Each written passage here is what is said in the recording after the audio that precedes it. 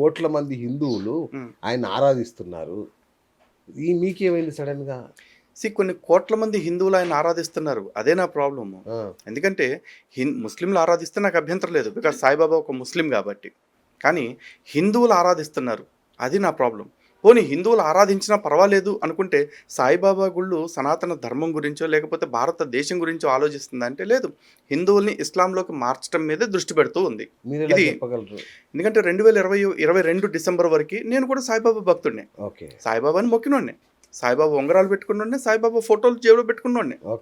అయితే ప్రాబ్లం ఏంటంటే సాయిబాబా ఆలయానికి దిల్సుఖ్ నగర్లో ఎప్పుడైతే ఒక ముస్లిం వ్యక్తిని తీసుకొచ్చి అక్కడ ఉన్న ఆడవాళ్ళకి నమాజ్ నేర్పిస్తానికి తీసుకొచ్చారో అప్పుడు నాకు అర్థమైంది, ఓకే సాయిబాబా భక్తి పేరుతో వీళ్ళు సనాతన ధర్మాన్ని ఏ విధంగా భ్రష్టు పట్టిస్తున్నారు అనేది. ఆ తర్వాత రీసెంట్గా భజన పాటలు వినండి. మొన్న సాయిబాబా గుళ్ళో కూర్చుని వాళ్ళు పాడుతున్న పాట జగతికి అల్లా మూలమని అల్లాకు తన బానిసని అని చెప్పేసి ఒక భజన పాట పాడిస్తున్నారు. ఎవరితో? హిందూ ఆడవాళ్లతోటి, హిందూ మగవాళ్లతోటి. సో ఇప్పుడు బాబానే చెప్తున్నప్పుడు జగతికి అల్లా మూలమని అల్లాకు తన బానిస అని చెప్తున్నప్పుడు నేను ఒకవేళ నిజంగా దేవుడికి మొక్కాల్సి వస్తే నేను ఆ యజమానికే మొక్కుతా. ఈ బానిసతో నాకేం పని కదా? ఇప్పుడు నేను మాట్లాడితేనే వివాదం, నేను మాట్లాడితేనే కాంట్రవర్సీ అనుకుంటే మరో పని అదే భజన పాటలో వీళ్ళు ఒక మాట అన్నారు, అల్లాయే అల్లాను కొలిచెను ఇది ఒక వింతేనోయి అన్నారు. సరే, అల్లా అంటే ముస్లింల దేవుడు, సాయిబాబాని కూడా అల్లా కిందే చెప్తున్నారు. ఈ వ్యాఖ్యనైనా కనీసం వాళ్ళు ముస్లింలతో ఒప్పించమనండి.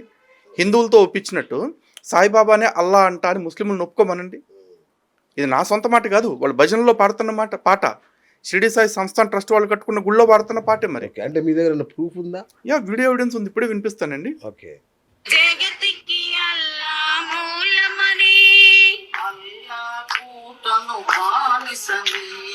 అల్లాకు తను బానిసని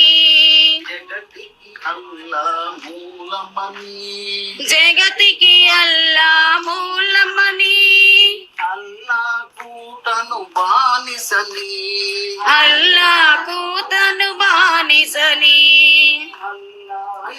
అల్లాను కొలిచెను అల్లాయే అల్లాను కొలిచెను ఇది ఒక వింతేనో. ఇది ఎక్కడ జరుగుతుంది చెప్తాను. భవతి భిక్షాం దేహి భవతి భిక్షాం దేహి భవతి భిక్షాం దేహి. అంటే దిక్కుమాలని అదోలు కొంతమంది కూడుకుని ఏది పడితే రాసేసి ఏది పడితే చేసేసి హిందువుల్ని మతం మార్చడానికి ఎన్నో కుట్రలు చేస్తా ఉన్నారు. వాటిలో ఇది కూడా కుట్రగా మారుతుంది కదా. ఇప్పుడు అక్కడ కూర్చుని ఆ బానిసగా మొక్కటమే ఒక దరిద్రం. నేను నాకు దేవుడు ఇంతమంది, ఇప్పుడు శివుడు ఉన్నాడు, విష్ణువు ఉన్నాడు, అమ్మవారు ఉన్నారు అనే మాట ఎక్కడ రాలేదు కదా. అందులో కంటిన్యూషన్ వినండి.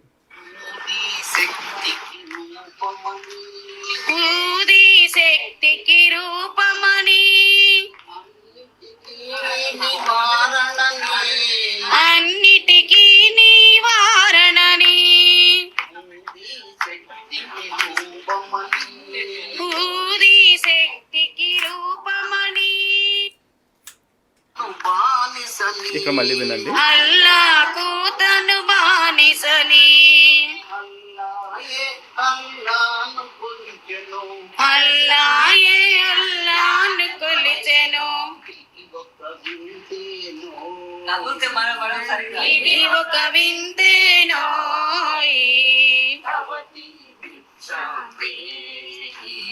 భవతి భిక్షాం దేహి భవతి భిక్షాం దేహి భవతి భిక్షాం దేహి శక్తికి రూపమని పూరి శక్తికి రూపమని అన్నిటికీ నివారణని పూరి శక్తికి రూపమని అన్నిటికీ నివారణని अल्लाह सबको अच्छा करेगा अल्लाह सबको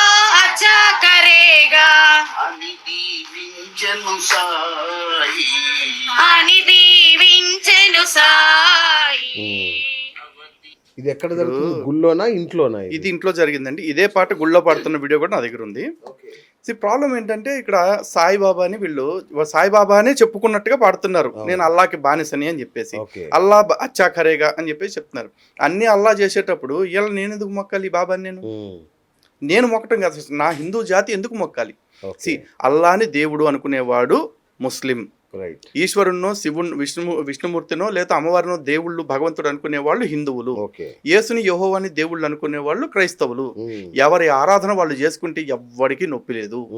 ఇంకొకరి ఆరాధన పద్ధతుల్లోకి వాళ్ళు వచ్చి వీళ్ళని ఆ మతాల వైపు ఆకర్షితులు చేస్తూ ఉంటే మేము హిందుత్వాన్ని కాపాడుతాము అని చెప్పేసి కూర్చున్న వాళ్ళము ఇలాంటివన్నీ సహిస్తూ ఎందుకుంటామండి? మాట్లాడతాం, ఎందుకంటే మా బాధ్యత కదా.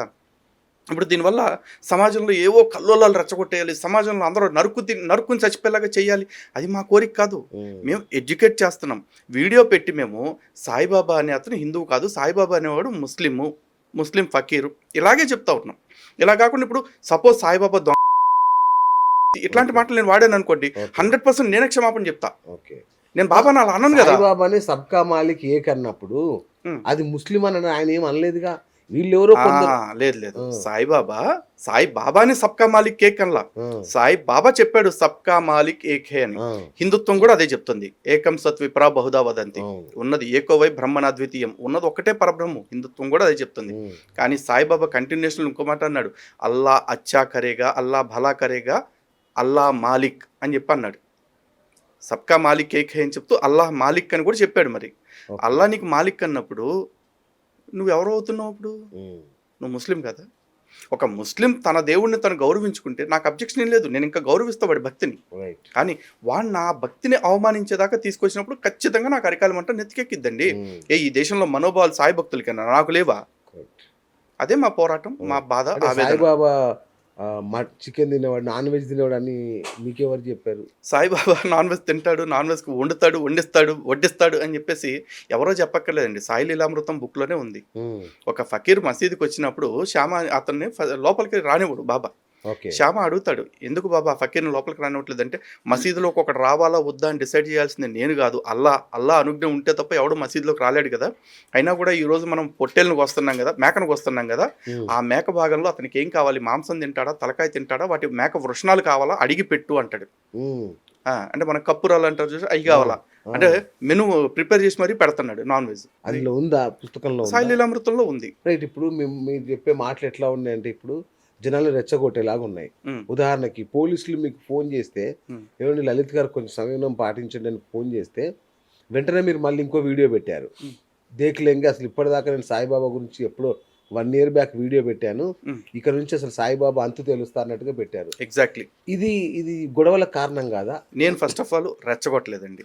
నాకు ఎంతమంది మద్దతు వస్తారు అంటే నా పోరాటం సవ్యంగా చేస్తున్నానా, నిజంగానే లేకపోతే వీళ్ళు ఆరోపణలు చేసినట్టు నేను సొసైటీని ఏమన్నా గొడవల్లాగా లేకపోతే సొసైటీలో అండర్స్ట్ క్రియేట్ చేసేలాగా మాట్లాడుతున్నానా అని చెప్పేసి నన్ను నేను పరీక్షించుకోవటం కోసం నాకు మద్దతు ఇచ్చేవాళ్ళు ఎవరైతే ఉంటారో వాళ్ళు రండి అంటున్నాను. నాకు మద్దతు ఇచ్చేవాళ్ళు ఇప్పుడు ఏదన్నా ఒక ధర్నా చేస్తారండి రాజకీయ నాయకులు, లేకపోతే ఒక ఉద్యమం చేస్తారు, ప్లకార్డులు పట్టుకుంటూ ఉంటారు, బొమ్మలు తగలబెడతా ఉంటారు, బస్సులు తగలబెడతా ఉంటారు. వాటన్నిటికీ వాళ్ళందరినీ పిలిచి రచ్చలు చేపించినప్పుడు అది రెచ్చగొడతామని ఎవరు అంటారు, పోరాటాలు అంటున్నారు. నేను ఒక హిందువుగా నాకు మద్దతు ఇచ్చేవాళ్ళు, నా వాదనకి సపోర్ట్గా నిలబడేవాళ్ళు నాకు తోడుగా రండి అని పిలిస్తే మాత్రం రెచ్చగొడతాం అవుతుందా? అంటే మీరు గమనించండి, కరసేవాని అయోధ్యకు తీసుకెళ్లారు అందరినీ. అక్కడ ఏం జరిగింది చూసాక మొత్తం మసీదు కూల్చేశారు. ఇప్పుడు మీ మాటలు ఇట్లాంటి దానికి దారి తీయడానికి గ్యారంటీ ఏంటి? ఆ రోజు కరసేవ చేయాల్సి వచ్చింది బాబ్రీ మసీద్ మీద అండి. అది ఒక్కటే కాబట్టి జరిగింది. ఇలాంటి మసీదులు దర్గాలు ఇప్పుడు చాలా ఉన్నాయి. సాయిబాబా కూర్చున్నాయి. సాయిబాబా కూర్చున్న వాటిని చాలా మంది ఆలయాలు అంటారు, నేను దర్గా అనే అంట. అసలు దర్గా అని కూడా కాదు, ఇంకా చెప్పాలంటే మసీదే అనొచ్చు. ఎందుకంటే సాయి బతికున్నంతకాలం సాయి ఉంది మసీదులోనే కదా. ఇప్పుడు కూడా షిరిడీలో వెనకాల మసీదు అట్లాగే ఉంది కదా మరి స్ట్రక్చర్. అలాగే నేనైతే ఎవరిని రెచ్చగొట్టట్లేదండి. ఫ్రమ్ ద బిగినింగ్ క్రిస్టియానిటీ విషయంలో కానీ, ఇస్లాం విషయంలో కానీ, ఇప్పుడు సాయిబాబా విషయంలో కానీ, గతంలో బ్రహ్మకుమారుల విషయంలో కానీ నేను జస్ట్ ఎడ్యుకేట్ చేస్తున్నాను, ప్రజల్ని అవేర్ చేస్తూ ఉన్నాను. ఇది జరుగుతుంది, దీని నుంచి మనం కాపాడుకోకపోతే సర్వనాశనం అయిపోయింది ధర్మమే అని చెప్పేసి చెప్తున్నాను. అలాగే నిన్న వీడియోలో కూడా నేను చెప్పింది మద్దతు కోసం రండి అని చెప్పా, యుద్ధం కోసం రమ్మని నేను చెప్పలేదు. అలాగే పోలీసులు పిలిచిన వెంటనే ఇలా ఎందుకు చేశారు అంటున్నారు. ఇదే పోలీస్ స్టేషన్కి నేను ఎన్నోసార్లు గడప తొక్కానండి. మొన్న జగద్గురువులు శ్రీ శ్రీ శ్రీ విధుశేఖర భారతీ స్వామి వారిని నానా మాటలు అనింది అరుణ గోగుల మండన ఒక ఆవిడ. ఆవిడ మీద పోలీస్ కంప్లైంట్ ఇచ్చి పోలీస్ స్టేషన్ చుట్టూ 10 రోజులు తిరిగాం, ఎఫ్ఐఆర్ చేయలా. ఆయన గురువు అయితే బాబా ఎవరు? సాయి గురువు కదా, సాయిబాబాని కూడా గురువు అని చెప్తారుగా. మరి ఈ గురువును అవమానించినందుకు కేసులు పెట్టి మొత్తం ఇంతమంది మీద చాంతాడంత లిస్ట్ రాస్తారు కదా. మరి ఆ గురువును అవమానించారు, మా గురువును అవమానించారు, మా జగద్గురువును అవమానించారని మేము కూడా కంప్లైంట్ ఇచ్చాం. మరి ఎందుకు కేసు చేయలే?